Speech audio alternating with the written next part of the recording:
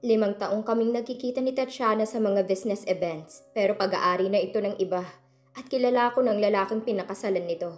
Kaya sinarili ko na lang ang nararamdaman ko. Buong buhay ko at kaligayahan ninakaw ng desisyon na yun ni Hugo. Kaya hindi ko siya mapapatawad. He manipulated my life. Kumuyom ang mga kamay ko, handang lumaban. I just did. Deklara niya. Kung may reklamo ka, subukan mong itaya lahat ng kaya mo. Gamit ang sarili mong pera. Kahit ang legal team na nagtatrabaho para sa'yo ay akong Panginoon. Lahat ay ipinahiram ko lang sa'yo.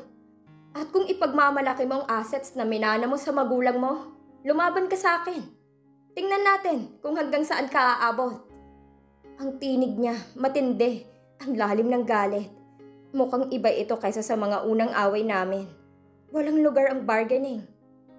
Lolo, makakabalik ka lang sa isang kondisyon. Kailangan mo ng anak.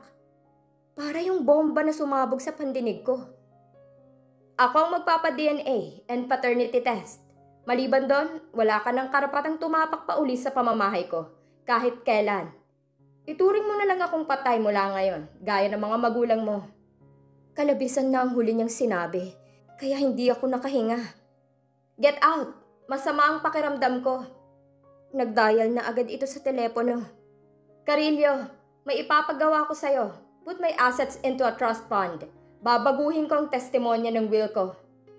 Sandali lang. Dumamba ako sa harap ng table niya. Pero paano ko gagawin yun? Wala akong girlfriend ngayon o asawa. Isa pa, ganun ba talaga kaseryosong nagawa ko? Malaking pagkakamali ba yun? Ang parusa niyong ito, hindi niyo ba pagsisisihan? Parang gusto ko na siyang saktan. Baka nabibigla ka lang, Lolo. Ako na lang ang nag-iisa mong kadugo sa buong mundo. Sigurado akong hangal na babae lang ang magpapakasal sa gaya mo. Hindi mo nga kayang tanggapin ang pagkakamali mo. Wala kang utang na loob. Alam niyo ba kung gaano kahabang panahon bago magkaanak? It takes a year or so, Lolo. And it was insane. Matitiis niyo ba talagang hindi ako makita sa loob ng 1 taon o higit pa?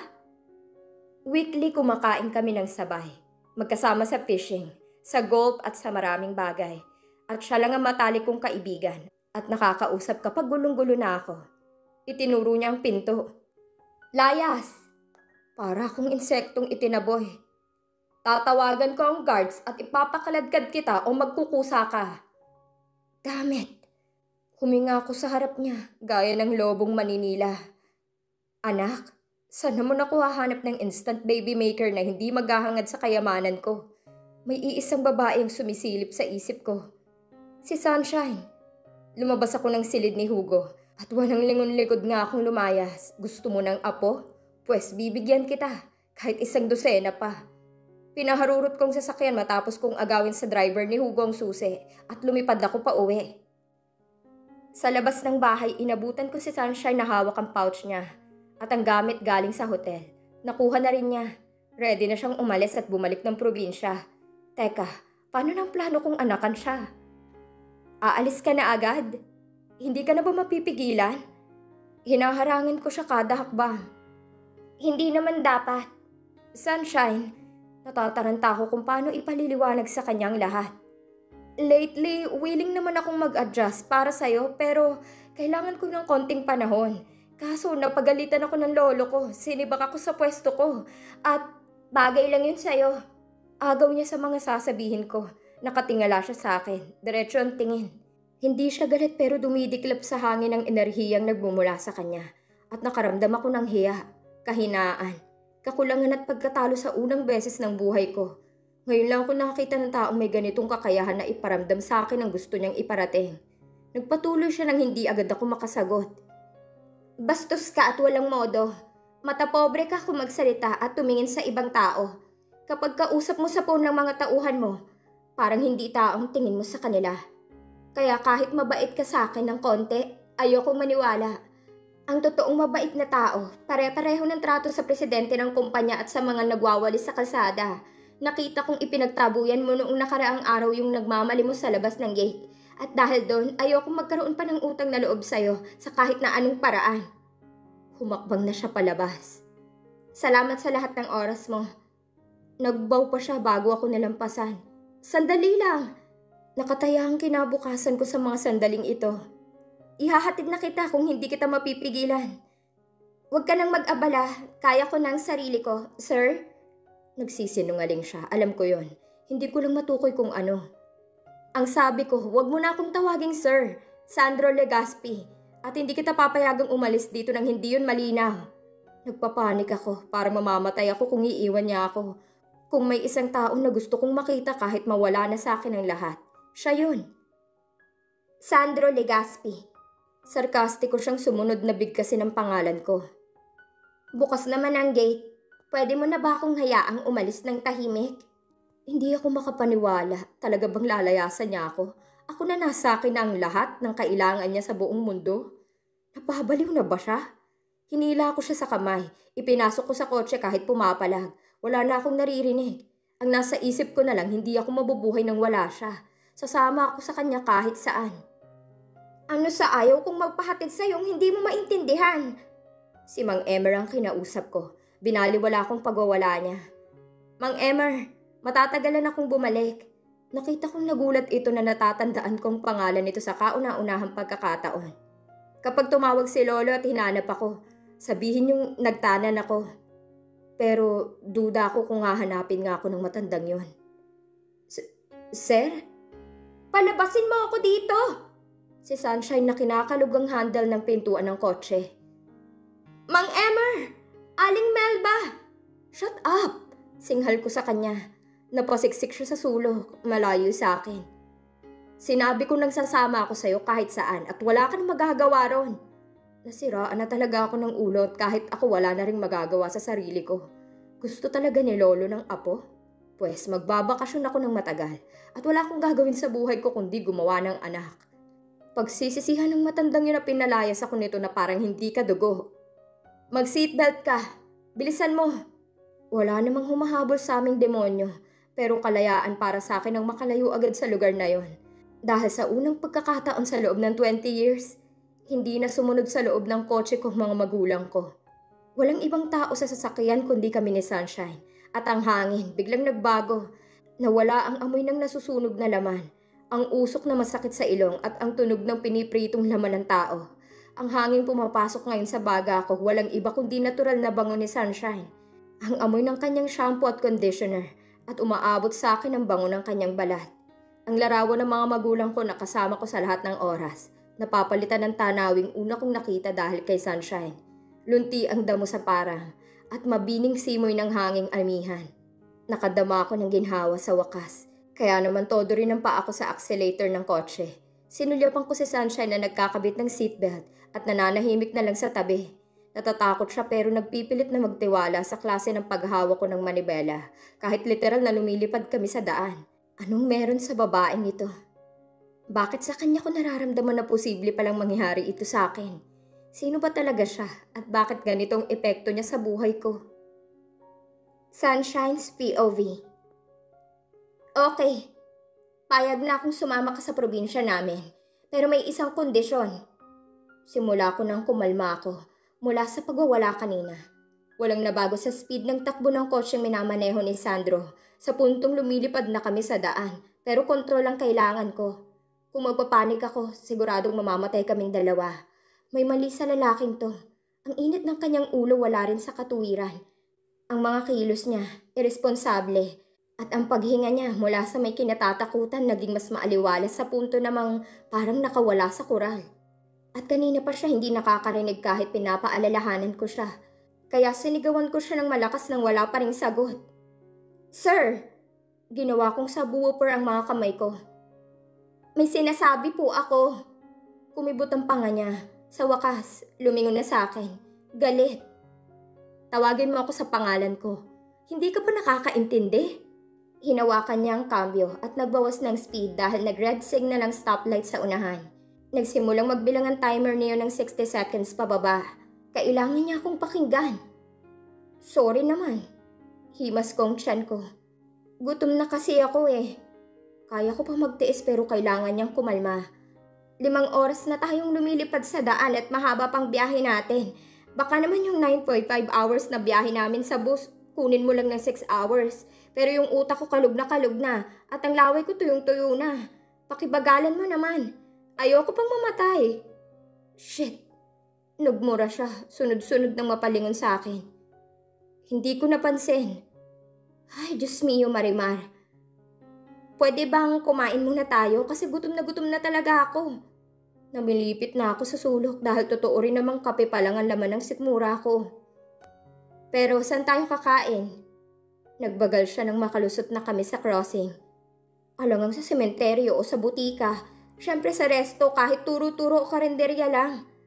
Mahinahon kong sabi kahit sarkastiko. Ow, shit! Napasuntok siya sa manibela. Wala akong dalang pera o kahit ano. Biglaan kasi yung lakad ko kaninang madaling araw.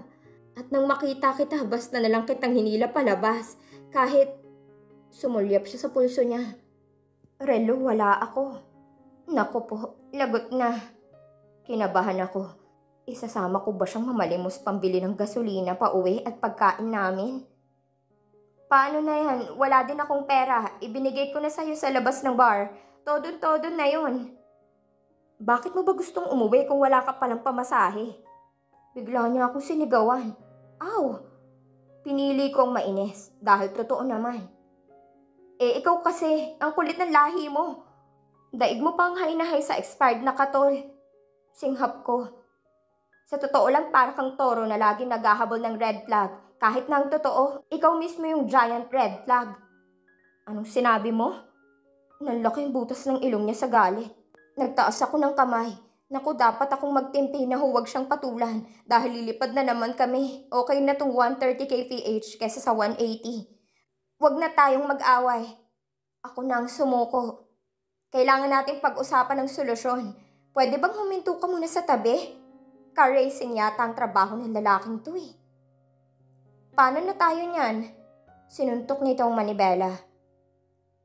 Paubos na rin ang gasolina ko. Lintik, hindi talaga ako nakakapag-isip ng maayos kapag galit. Correction, 90% of the day galit ka po, sir. Pero syempre, maling sabihin ko pa yon. Nagbuntong hininga ako't nanahimik na lang. Umaasang magiging produktibo siya. Sanay siya sa problema, baka stress tabs niya ang pressure araw-araw. Pero nang bumibilis na naman ang kotse, hindi ko napigilan ng sarili ko na hamunin siya. Akala ko ba ikaw si Mr. Know-It-All? May naisip na agad ako. Sa wakas, dapat ganyan. Huminto kami sa car showroom ng Toyota. Pumasok siya sa loob ng gusaling salamin at nakita kong nakipagkamay sa kanyang mga high-ranking salesman doon. Lumingon siya sa direksyon ko kung nasaan ang sasakyan at tila may sinasabi. Nang lumabas may hawak na siyang ibang susi ng kotse at nagbulsa ng parang credit card. Pinalipat niya ako sa bagong-bagong Toyota Vios at nag-drive na kami palayo doon.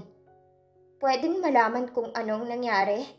Kalmado na siya, parang nanalo sa loto. Kaya siguro napansin ko na bagay niyang V-neck shirt, white short at puting rubber shoes. Parang college boy na ang sarap i-date, maliban sa napalingon ako sa labas ng sasakyan. Masyadong nagwawala ang angry bird niya. Malaki ang bulk sa pagkakaupo niya. Parang burrito sa loob ng kapos na brief. Namula ako. Ganun ba talaga yun? Ganun talaga kapag may itinanim ka, may aanihin ka sa hindi mo inaasahang pagkakataon. Isa siya sa dati kong kaibigan na yumaman dahil natulungan ko nung kami pa ng ex ko. Parang nagsisi siya sa huling sinabi. Ayaw kong masundan tayo ni Lolo dahil lahat ng kotse niya gumagamit ng GPS. Isa pa hindi siya lugi sa Land Rover na yon kung hindi agad malalaman ni Lolo na sa kanya ko isinanla. Isinanla mo ang sasakyan ng Lolo mo? Tumingin siya sa akin, nangingiti. Maniniwala ka ba na kahit kaluluwa ko isasanla ko, makasama lang kita?